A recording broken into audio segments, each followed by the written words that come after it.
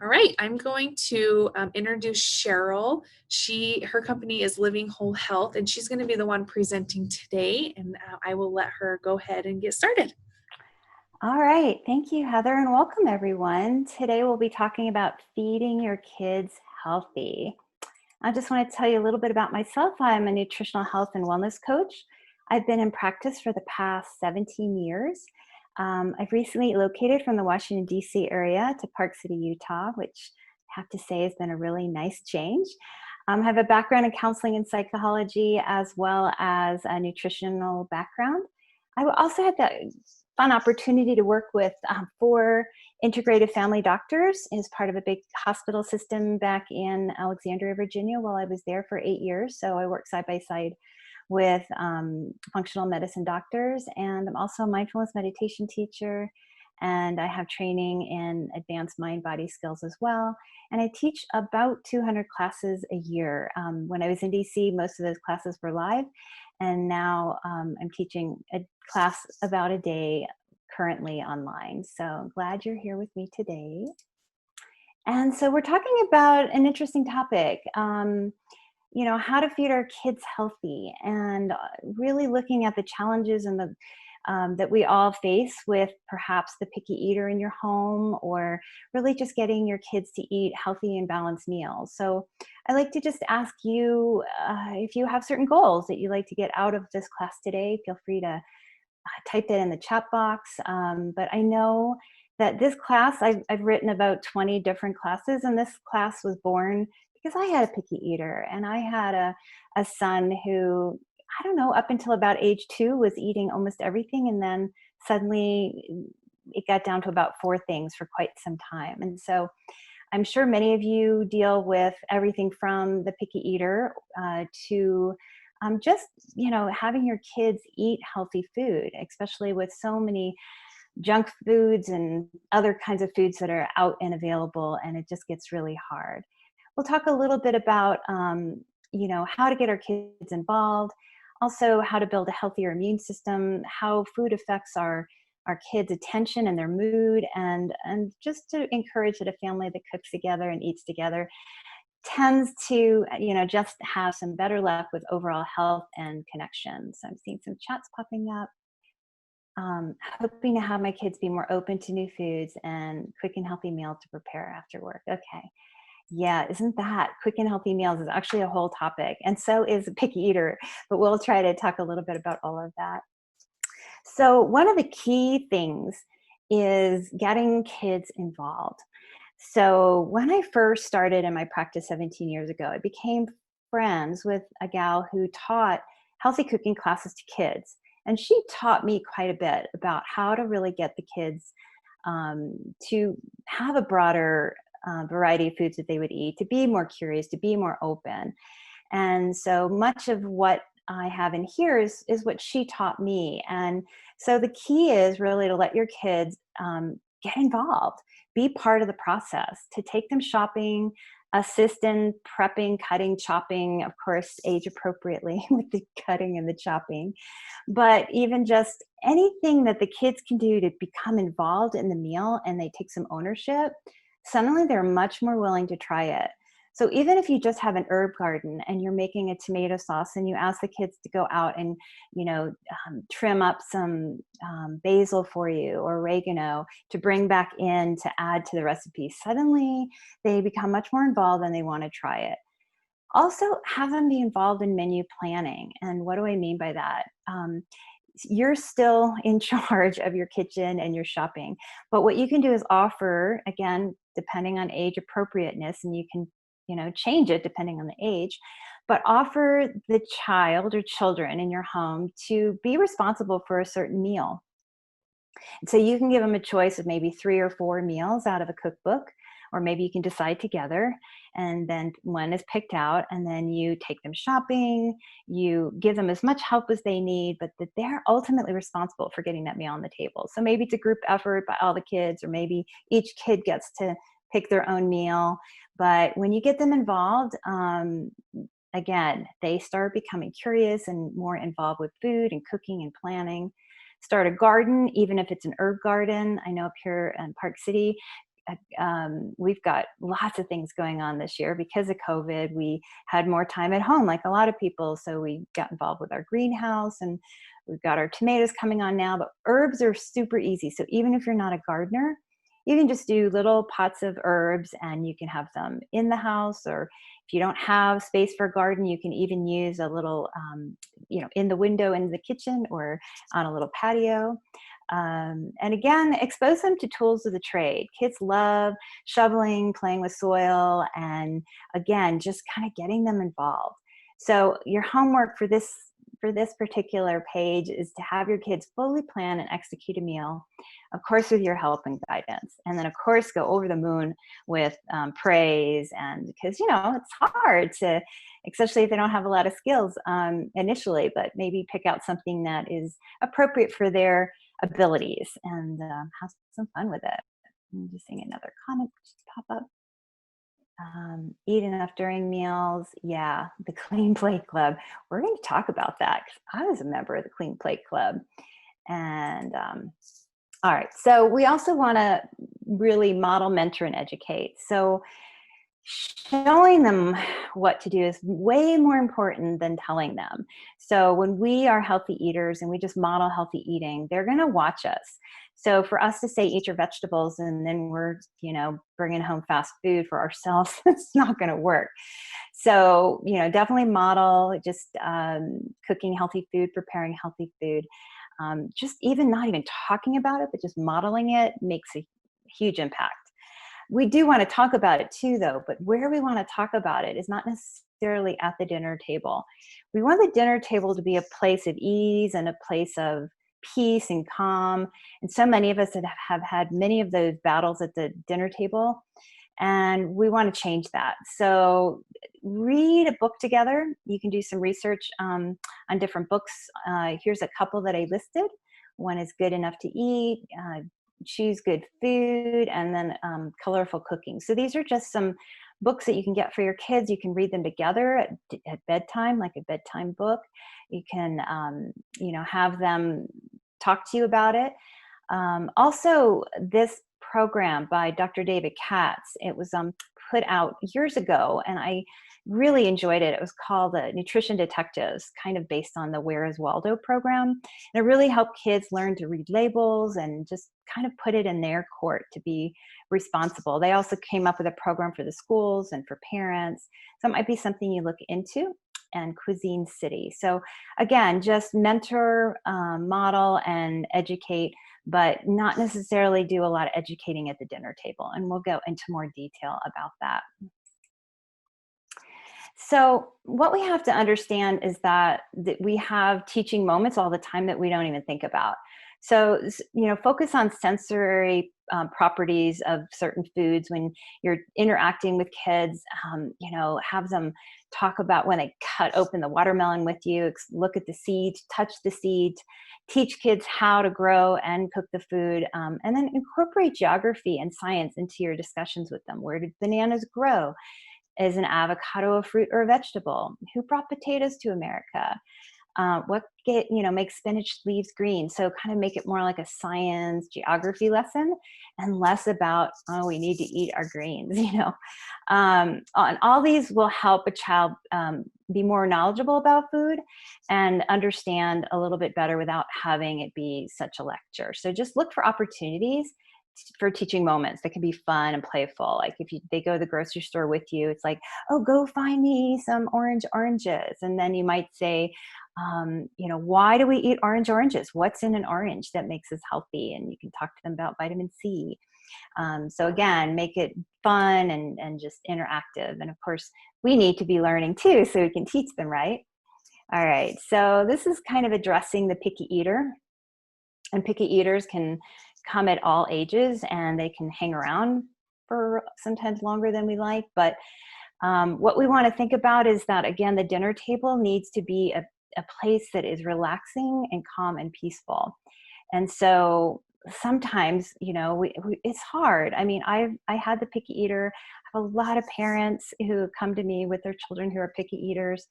And I know how frustrating it is because we're concerned as parents. We want our kids to eat healthy food.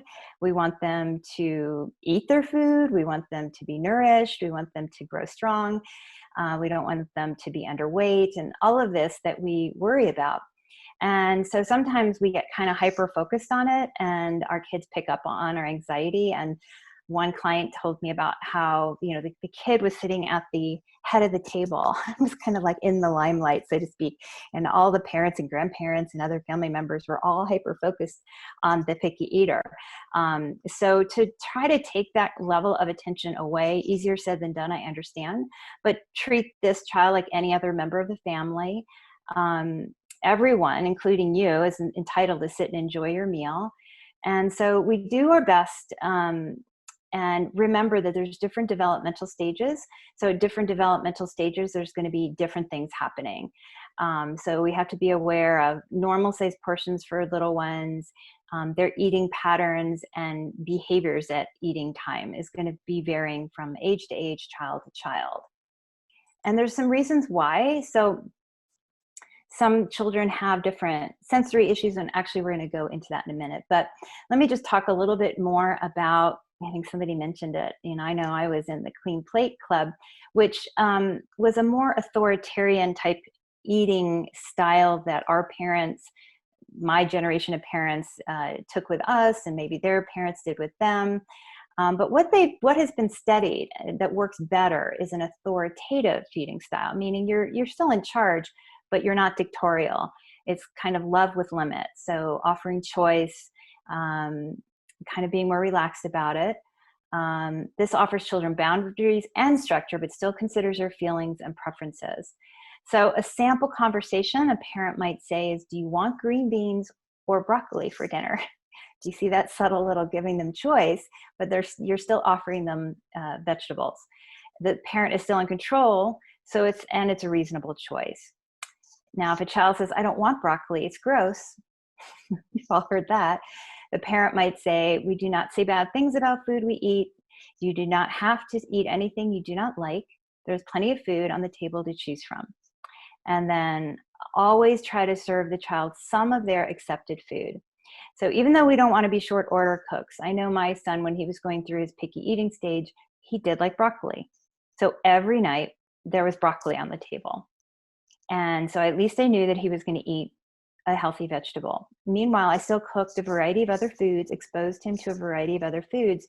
But as long as he was eating, a healthy and trying and tasting some of the other foods without a lot of angst and pressure and finish your meal or you can't leave the table kind of energy, he began to relax a lot more quickly and became a lot more experiential with the foods he ate. But remember too, is that developmentally children, I think in my son's case, it was kind of like he suddenly realized he could say no. So it's like, I think he just used food as an opportunity to exercise his autonomy and his ability to say no to mom and dad. And so it's like, no, no, no to everything, even though he previously liked the food.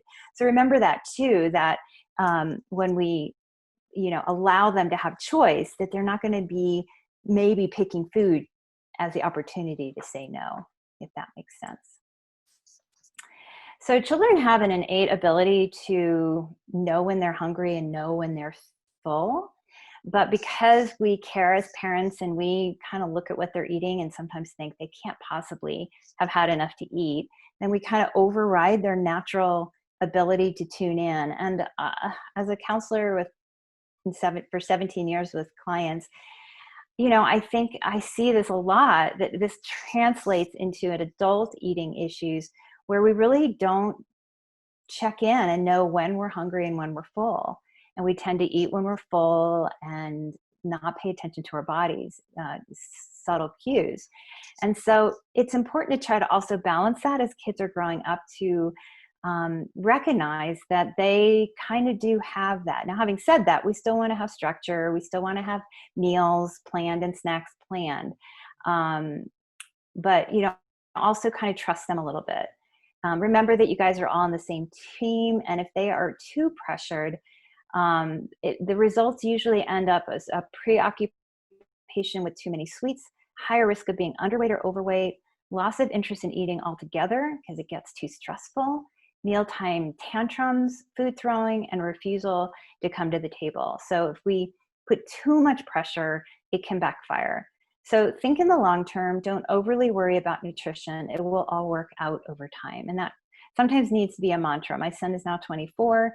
He's still very slender. He eats like a horse. He eats absolutely everything. He eats a lot of calories. He always has, but it's just the way he's built.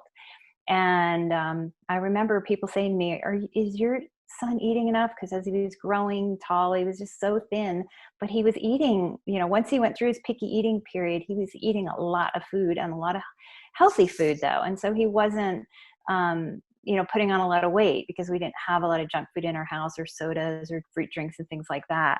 So he was really probably of healthy weight, but he just looks thinner compared to a lot of other kids. So talking about whole foods versus processed foods. So this is just, good food and nutritional guidance in general.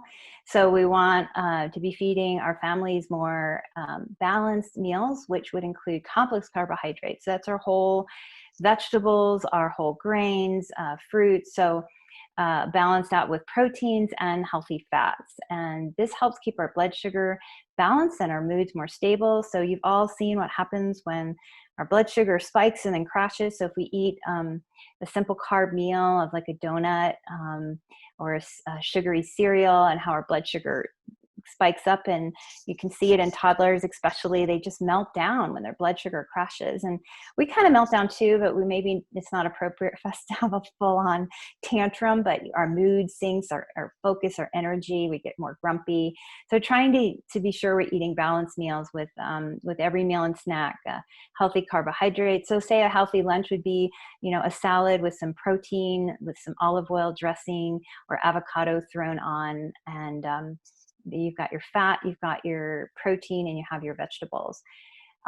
Also think about foods that are high in fiber, and also fiber helps to keep that glycemic index low so you don't get those spikes and drops, because again, fiber helps you feel more full. It slows the rise of the glucose level in your food, and you also feel more full. Also, healthy fats make us feel more full as well. Don't forget about beans and whole grains. And certain fruits and veggies have the lowest index, so balance is important.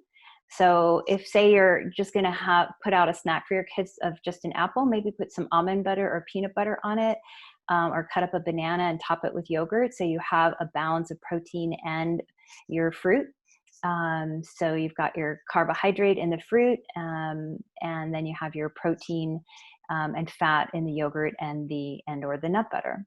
You want to eliminate trans fats. Those are in your highly processed foods. So anything that says hydrogenated or partially hydrogenated oils are really, really bad for our health and bad for heart health. And just try your best to pick foods that are without artificial colors and dyes. There have been many, many studies showing that increases hyperactivity in children. So even if you just get chips instead of ones that are orange color, just regular chips is an improvement upon foods that have artificial colors and dyes. Processed foods do affect the mood and the immune system of all of us, and there have been studies that have linked higher intake of antioxidant rich foods, so vegetables and fruits, with better mood and less anxiety and less depression. So our cells need a certain amount of macronutrients and micronutrients every day to do their job. And so we want to be feeding them in a healthy way. So just be, keeping that in mind and finding ways to get those foods in. And we'll talk more ideas about how to do that. Remember too, and the kids learn this in the primary grades about all the different colors, but you can't get out of a orange what you get out of a blueberry. They're all different phytonutrients, phytochemicals, polyphenols, carotenoids, chlorophyll in the green vegetables. So try to mix it up, make it colorful. Teach your kids about antioxidants. And my friend Lorraine, who was teaching healthy cooking classes to kids, had told me this great story. And she was cooking some vegetables with the kids. They were cooking them. She was teaching them. And she during that lesson, she was talking about antioxidants and how carrots have antioxidants. They fight free radicals that cause damage to our cells and compromise our immune system and cause disease. And the kids got it right away. These are little boys, and they grab carrots, and they're like, I'm going to go fight the antioxidants. I'm going to go fight the free radicals because I'm an antioxidant. So kids get it. And if you give them like real life examples, is great. So teach them while you're cooking, teach them in a book. So they may not remember all the words, but they will begin to understand that certain foods represent healthy and feeling good. Also talk to your kids. Like if they come back from a birthday party where there was lots of sugar and artificial colors, and they're not feeling good, like they have a headache or a tummy ache, and it's not like you shouldn't have eaten that, but like, oh, isn't that interesting? Do you notice when you eat this, you feel this way? You notice when you eat that, you feel this way. And so let them like learn about their own body wisdom and tune into it. And that's the best way to teach our kids, is to ask them, how did you feel after you ate that? And again, trying not to put on the shaming guilt hat, like you shouldn't have eaten that and now you're sick. But, just ask them, inquire, have them inquire with their own body.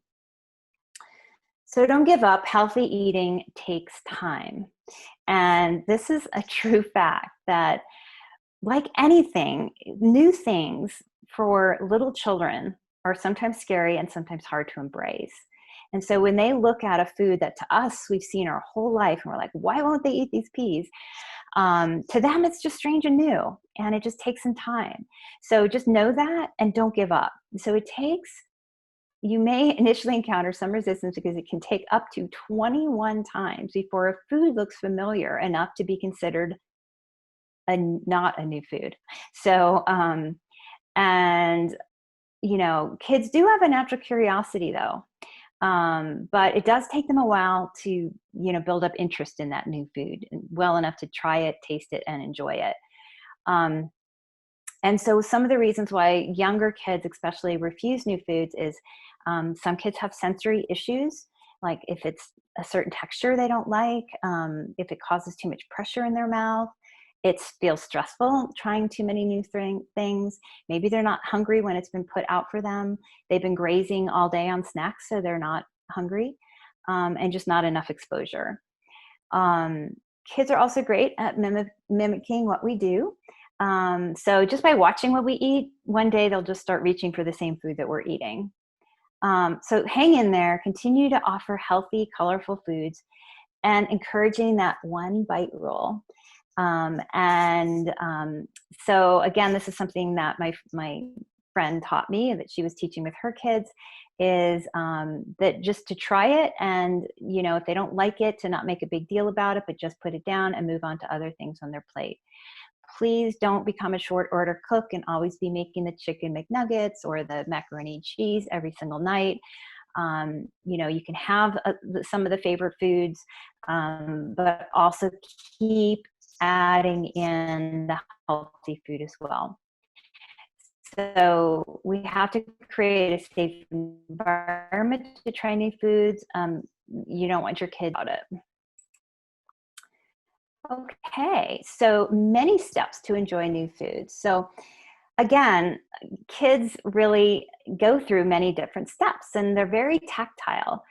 So when they're little, don't be afraid to let them make a mess, like, in their high chair, or, give them food to play with, taste and touch and smell. And it might be a little messy, but that's kind of how they might get more excited about eating certain foods. If they can actually, we've made things so neat and hygienic that, kids just putting their hands in the mashed potatoes or stuff in the food. And, so just, be a little bit more understanding with that age where they're experimenting and touching and feeling, and that makes things a little bit easier. Again, it may take dozens of interactions to make the food seem familiar. So here's a really good idea also. It's called the taste plate. So you can have dinner served and they have their dinner plate, but next to it, you can put a new food and they can get familiar with it, interact with it, but they don't necessarily have to eat it the first times they see it. So I just want to tell you a story about my own son. So I found this great organic canned vegetable soup that I would sometimes feed him with other things for lunch. And he would just soup out the soup and leave all the vegetables in the bottom of the bowl. And but I kept feeding him the soup, thinking, well, the nutrients from the vegetables have soaked into the broth, so there's still value. And I just would, take the bowl, toss out the vegetables, and next time offered the same thing. And then one day, I looked down at his bowl and all the vegetables were gone, because now it had become familiar. I mean, every vegetable. And there were a lot of different vegetables in there. So it wasn't like he started picking out the peas or the string beans, but he just literally ate all of it. And so again, I think I just, learned that just keep exposing, don't make a big deal about it. And then all of a sudden they just start becoming much more experiential. The other thing I recognize with my son is sometimes finding a good sauce or a good dressing. So we were out to dinner once and we got a Caesar salad and I let my son try it. He loved the Caesar dressing. He could eat, like literally, you get those romaine heads, 3 to a bag. He could eat 3 bags of lettuce if it had Caesar dressing on it. So I found the healthiest Caesar dressing I could, would make him a huge bowl of Caesar salad, and he would eat it like every day. So finding these little things, I know a lot of kids like dipping their vegetables into things like, a ranch dressing or a hummus or a guacamole. So whatever, if they can be tactile and they can dip things into things and that's going to make them enjoy their vegetables, then great. All right. So again, make snacks nutrient dense. So just because it has a name called a snack doesn't mean it comes in a little bag or out of a vending machine. So snacks are just mini meals, and they're healthy mini meals. It's important to try not let your kids graze all day long, because it's going to be really hard, especially with their smaller tummies, to sit down to a full meal ever. So have like set times for meals and snacks. So for toddlers, it's like 2 to 3 hours that they need to eat, between meals. And for older kids, 3 to 4 hours they can go between meals. So again, try not to have them get snacks anytime they want. Then they're never really hungry and they're never really full, because they're just kind of grazing. So don't lose out on an opportunity to fill that tummy with vitamin-rich snacks. High fiber, low sugar are the general rules. So that's where you could, again, a snack could be some cucumbers with some hummus, or a banana with some yogurt. Always have healthy snacks in the home and easily within reach when it's time for their snacks. And then I have a longer list of snack ideas in resources. So we have a question that Yeah. So it says, so my little guy's doctor suggested the Pediasure shakes. Now he seems to just want that instead of food. In your opinion, is it better to keep him on the shakes or to get the calories? Yeah. So my worry, how old is the child?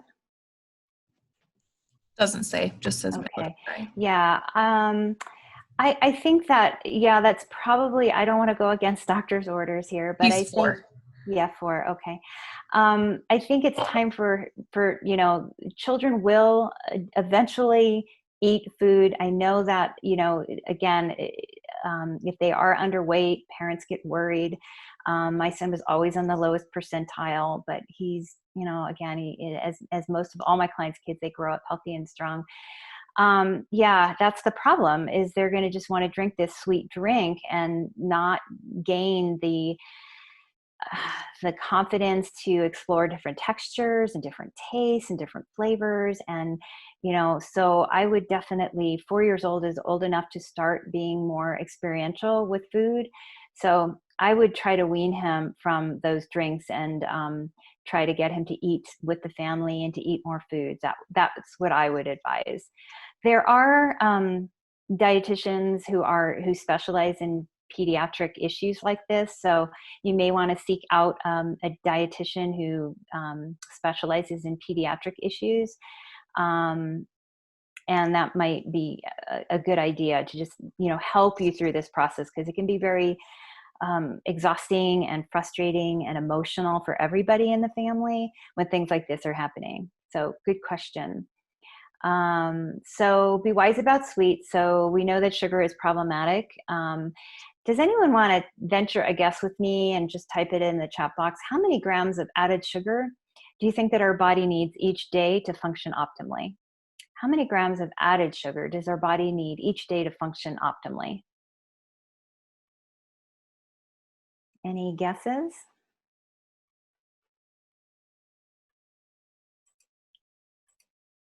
0, correct. Yeah, so our body doesn't need a single gram of added sugar. Our body breaks down all of our carbohydrates into usable form of glucose for energy. So our broccoli becomes sugar, our celery becomes sugar, our lettuce becomes sugar. Our whole grains, our beans, every carbohydrate breaks down into usable form of glucose for energy. So any added sugar is just that, and it's not really needed at all in our diet. And we are a culture, a society now, the standard American diet is overrun with sugary drinks and sugary snacks and sugary treats and high white flour products with added sugar, and the white flour breaks down into sugar quickly. So save your sweets for special occasions. So we don't want to go one extreme or the other where you can't have any treats ever. But like in our house, we used to go on the weekend and get ice cream cones as a family. It was a special treat to have certain desserts instead of like just cookies in the pantry or things like that. So I'm proud to say that my parents are both 89. My dad just turned 89 this week, my mom last month. And they adopted healthy eating like when I think my mom was about 40 and her mom had a stroke. And so they've been eating, the whole foods way for all these years and taught it to all of us. And so I'm happy to say that they're on no medications. They live on their own in their own home. They drive, they shop, they go up and down stairs. They do everything and they, they're very independent. And so I'm really proud of them. Their cognitive health is good. They haven't lit up any of the genes of heart disease, which run rampant through my family genes, or diabetes. So just want to say that it really makes a difference. And these habits that we teach our kids early, now I was 13 when my mom went on this health food kick, and I didn't like it because my dad was still going to the Hostess store and getting the Hostess treats, bringing them home every now and then. And so I just got on my bike and rode to 7-Eleven and got Jawbreakers and whatever. And it took me a little while because I was in that 13-year-old rebellious stage, and suddenly nothing good was in the house. And back then, we didn't have Whole Foods with good healthy alternatives. It was just either health foods or nothing. And so, but I'm internally grateful to my mom for really holding the line and only having healthy food in our house. And over time, I certainly learned to not only endure but embrace healthy eating. So these are habits that we have the rest of our lives. So some other things you can do, it's a little on the sneaky side, but it doesn't mean it's exclusively we do this and keep doing the offering new foods, offering healthy options. But at the same time, we can slip foods into healthy foods into things. So this is another wisdom from the kids in the healthy cooking classes. When Lynette asked them, I said Lorraine, her name's Lynette, asked them, tell me how you might eat more healthy foods. And they would often say, if I don't have to see it, or if it's really small pieces. So if you put ground up spinach into a tomato sauce, they would more likely eat it than if they saw big chunks. Or better yet, if something's blended into a smoothie. So I don't know if any of you ever heard of this book, but it's called Deceptively Delicious. This was Jerry Seinfeld's wife wrote it. This is probably 15 years old when her kids were small, and she figured out how to puree everything. So sweet potatoes, butternut squash, avocados, and she would just slip in these purees into baked goods and meatloaf and spaghetti sauce and everything. So my only warning with this is to continue to still, because kids need to learn to recognize and enjoy healthy food. So if it's just always snuck in, that's not good. But if you're worried that they're not getting enough nutrition, I used to make my son pancakes. He was gluten-free from a very early age. And so I would put in the pancakes, they were rice pancakes. So rice is kind of high glycemic. So I put in whole cooked quinoa, I put flax meal, I chop up nuts, I'd put berries. And one day we were at like a regular Denny's or something with some other people, and somebody ordered regular pancakes. And he looked at him, he's like, "That's what pancakes look like?" Because his had always been like fully loaded. But yeah, he loved them. They were delicious. I would put smashed bananas and blueberries, but I would also add a lot of fiber to them so that they wouldn't just be a high glycemic breakfast to start his day. And then I do a little scrambled egg on the side and stuff like that. So I just want to check this chat. Depends on if you have 5 a day, frequent 0. Yeah. So. All right. So also what's really important to realize with kids is that important for their brain growth and their mental health and their mood. We want to, and to help keep them calm and focused, omega-3s are really important. Now, most kids are not going to sit down and eat a lot of salmon, but you can actually offer supplementation to young kids. If you're pregnant or you are a new mom breastfeeding, you can make sure that your omega-3 content is really high. You can supplement for yourself. Make sure you get a purified brand of omega-3 fatty acids. Nordic Naturals is a nice company. Carlson's is a nice company. So you just want a brand that says on the bottle that it's purified and molecularly distilled, meaning all PCBs and mercury and things like that are taken out. But yeah, so salmon is great. Most kids seem to like salmon. I have found.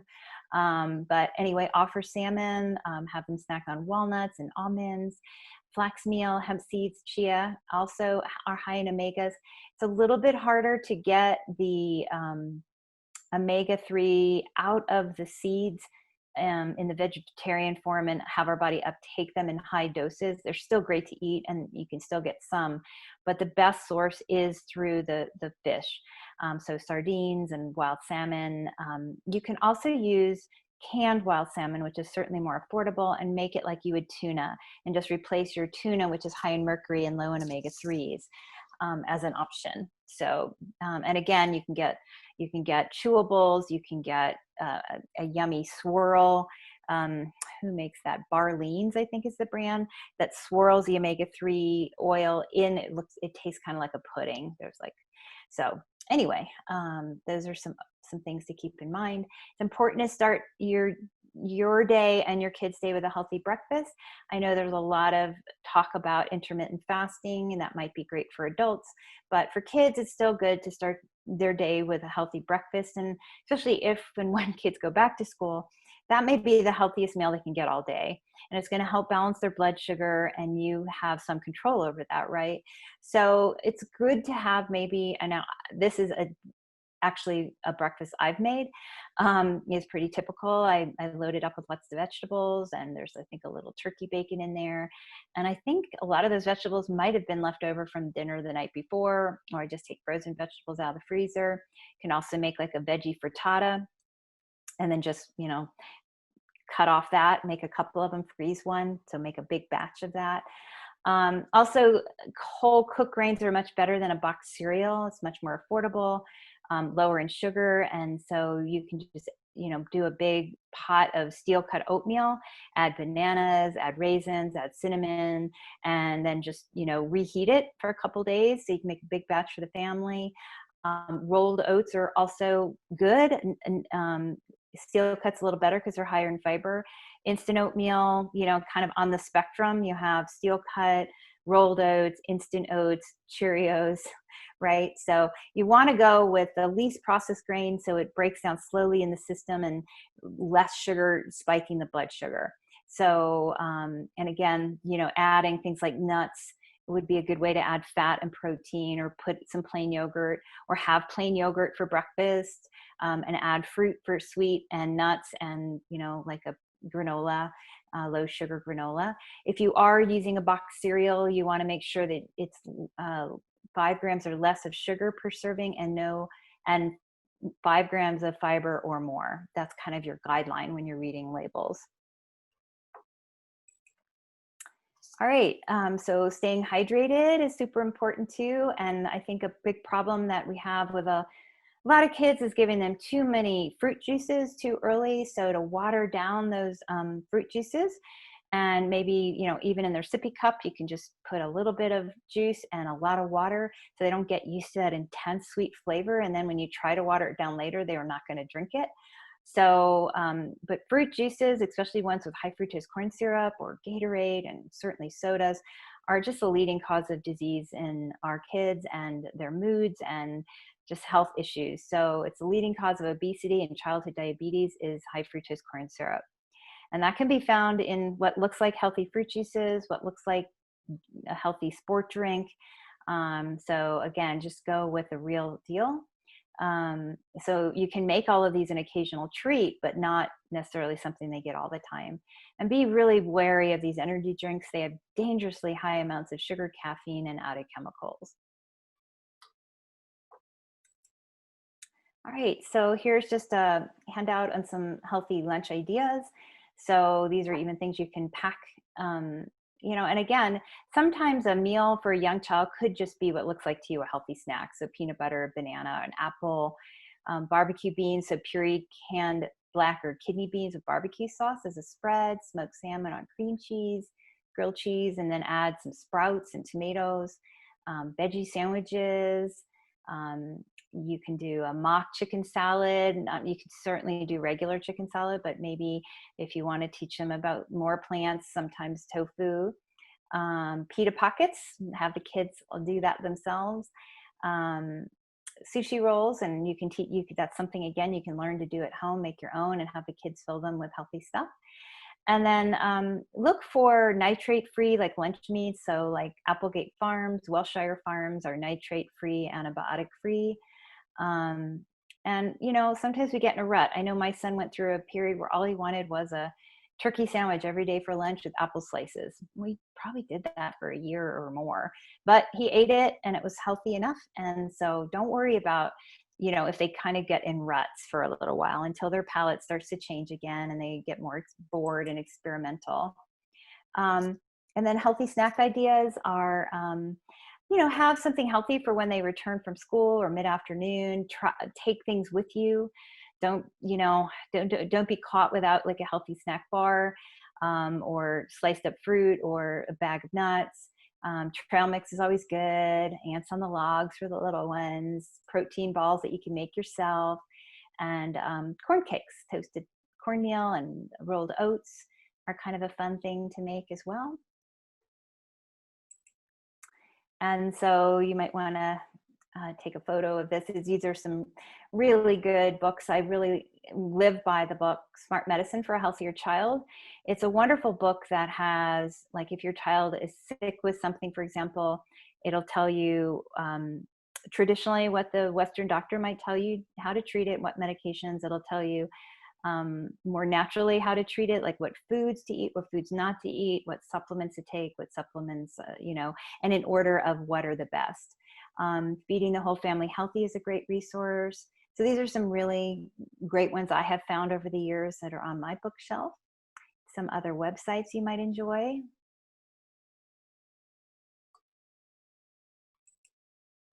All right, so let's talk about hopefully I've answered a lot of your questions. If there's still some challenges, I know you talked about quick and healthy meals. I'm a big fan of one pot meals. So where I'll do a big stir fry with many, many different vegetables, and then not add the protein that night into the vegetables. So one night I might have chicken with it. The next night I might add curry and have shrimp. The next night I might add tofu and have soy sauce. So the key is to try to, if you are a family of 6, you want to cook for a family at least of 12. So double everything, triple everything. I know all of us know the rotisserie chicken trick, but eat off that rotisserie chicken for a day or so and then throw it in a pot, make a big chicken vegetable soup, and then put that soup in the fridge, and in the freezer, big. And when you batch cook, you want to be thinking about cooking for making one big mess and cooking for multiple days, and some food goes in the freezer. So you could, for example, have something going on in the crock pot, like a chili. You could have a stir fry going on in the stovetop. You could have 1 or 2 chickens roasting in the oven, and then when they come out, you can do trays of roasted vegetables. You could do a pot of steel cut oatmeal. So you just be thinking, like, if I'm going to be cutting and chopping that onion, it can go um, into my turkey chili, or into my chili, it can go into my stir fry. Um, so, just be thinking, and then it's done. And then and then maybe there's a pot of vegetable soup. So half the soup goes into the freezer, half the chili goes into the freezer. The stir fry you're probably going to eat that week. So, and then 2 weeks later, you pull out the soup or the chili, and you're really glad you have something you can just defrost. So I know some people are really masters at this. But what happens is, if we have to cook every single meal, it's exhausting.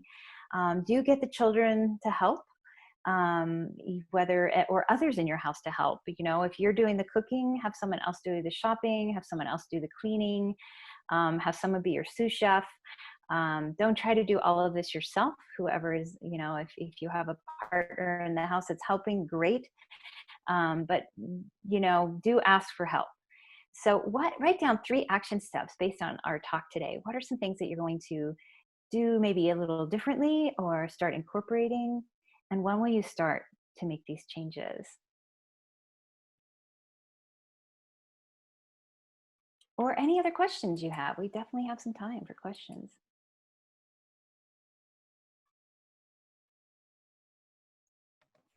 Don't see any other questions coming in. So while we wait for those, do you have anything else you want to add, Cheryl? Well, the only thing I will add, I think we kind of covered, the picky eater and that sort of thing. Just in terms of from a nutritional point of view, a lot of times people kind of want to know from a nutritional coach kind of aspect, how many servings of things do we have, ideally? And so for adults, a good goal to shoot for is 5 to 9 servings of non-starchy vegetables per day. I know that sounds like a lot, but a serving of raw is basically your fifth. So a small lunch salad would easily be 5, and then you top it with tomatoes or cucumbers, and you're up to 6. You put a couple handfuls of spinach into a smoothie, and now you have 2 more there. So that's the most antioxidant-rich foods that we can eat. They prevent disease, they protect your cells, they boost your immune system. So definitely fill, high fiber, so that's good. So fill your plate with lots of vegetables, then eat clean servings of protein. It's going to vary from person to person depending on their activity level, their height, and their weight. But usually anywhere from 3 to 4 ounces twice a day for most people usually works pretty well. Make sure it's clean, as best you can, in terms of antibiotics and hormones. Healthy fats, you want to eat your healthy fats with your vegetables. So you need fats to uptake the nutrients that are in your green vegetables so they can enter into the cell membrane more effectively. So lose the no fat, low fat dressing and use like an extra virgin cold pressed olive oil, or top your salads with avocados or nuts and seeds.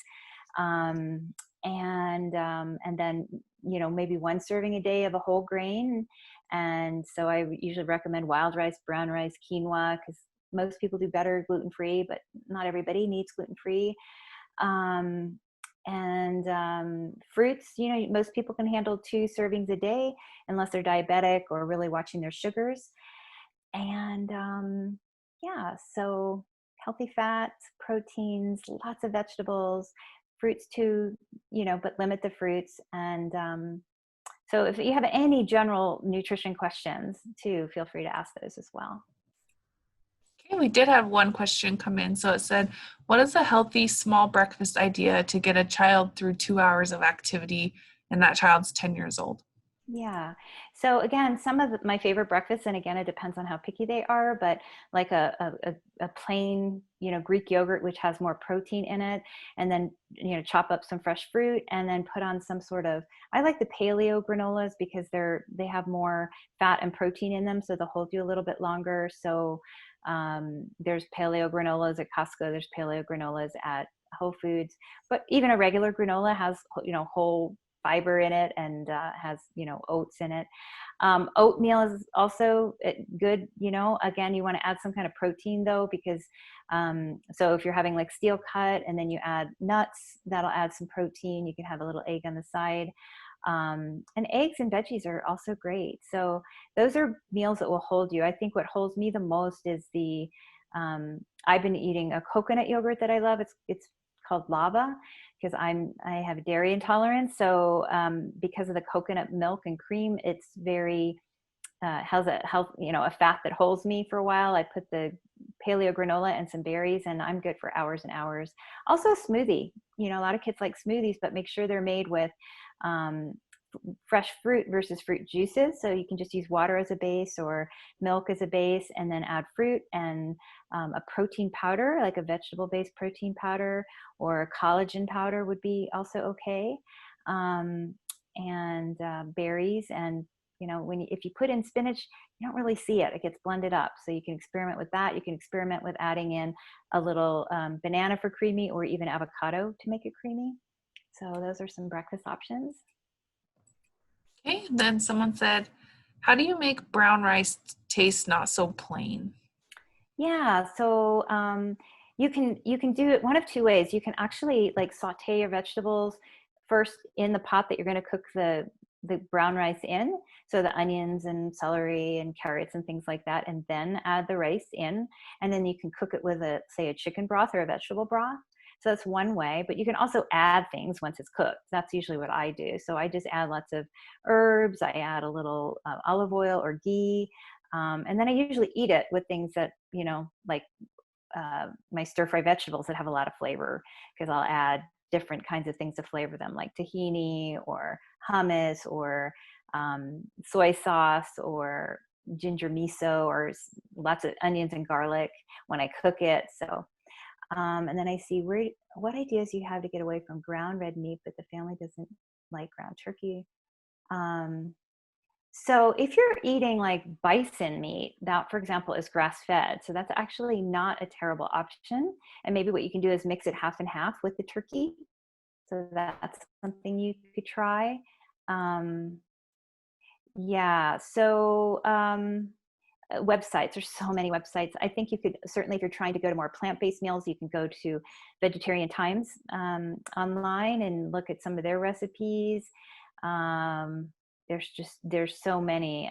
If you just Google plant-based recipes, you'll be inundated with so many. So yeah. Any other questions?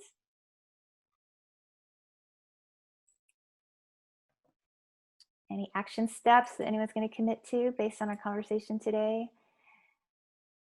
And keep in mind that all kids are different. I often think that kids that are you might have 3 kids and they're all going to be a little bit different with regards to their eating styles. So just like everything we do with our kids, we have to adjust our parenting styles, right, to their personalities and their particular styles. So eating's no different. It's very similar. Like sometimes you have a shy child, they tend to be less adventurous.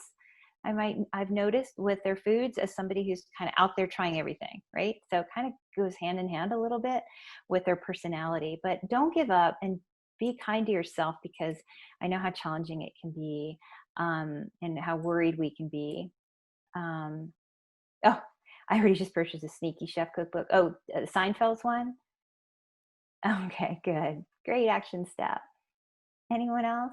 Don't fixate on the picky eater during dinner. Give choices beforehand.